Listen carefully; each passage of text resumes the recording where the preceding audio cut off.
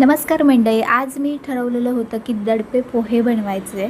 तर माझा नवरा असा विचार करतच असणार आहे की हिला कुठून काय सुचलं आहे हे दडपे पोहे बनवायचे, कारण की आमच्या इकडे तरी कांदे पोहेच बनवले जातात. दडपे पोहे हे खूप लांबची गोष्ट आहे. म्हणून मग मी कधी असे म्हणजे खाल्ले होते, पण मी कधी स्वतःहून असे बनवले नव्हते. म्हणून म्हटलं आज बनवायचेच आणि मग त्याची सगळी तयारी करून घेतली. पण हे बनवायच्या आधी भाजी भाकरी पण मी ही बनवलेली होती, कारण की म्हटलं ही रेसिपी फ्लॉप झाली तर म्हटलं दुसरं काहीतरी ऑप्शन पाहिजे.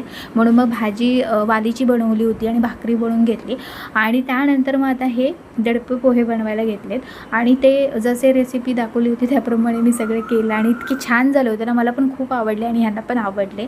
तर अशा प्रकारे आपली दडपे पोह्यांची रेसिपी जी आहे ती सक्सेसफुल झालेली होती.